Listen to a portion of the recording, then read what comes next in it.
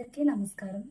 ఉద్భాసితాఖిల కలస్య విశృంఖలస్య ప్రోద్గాఢ విస్మృత నిజాధమ కర్మ వృత్తేః దైవాదవాప్త విభవస్య గుణద్విషోస్య నీచస్య గోచరగతైః సుఖమాస్యతే కైః.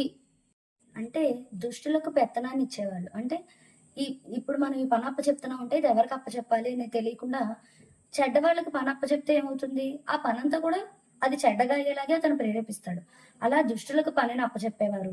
అదే విధంగా విచ్చలవిడిగా చరించేవారు. అంటే ఇంకసలు బాధ్యతలు ఏమీ లేకుండా కాలు తిరుగుడు తిరిగేవాళ్ళు. అదే విధంగా తాను పూర్వం ఉన్న దుస్థితిని మరిచేవాళ్ళు. అంటే ఏ మనిషి అయినా కింద నుంచి పై స్థాయికి వెళ్తారు.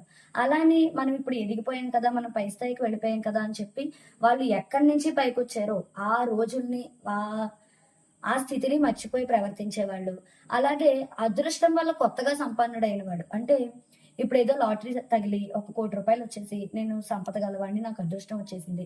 ఇలా భావించేవాళ్ళు. గుణాలను ద్వేషించేవాళ్ళు. అంటే ఒక మనిషిలో ఎన్ని సద్గుణాలున్నా, ఎన్ని మంచి గుణాలున్నా సరే వారిని ఎప్పుడూ నిందిస్తూ, వారిలో చెడుని వెతుకుతూ ఉండేవాళ్ళు. ఇలా ఇంత ఇలాంటివన్నీ ఉన్న నీచుడి దగ్గర ఎవరు మాత్రం సుఖపడగలరు చెప్పండి? ఇలాంటి గుణాలున్న వాళ్ళ దగ్గర ఏ మనిషి కూడా సుఖపడలేదు అనేది ఈ శ్లోకం యొక్క భావం.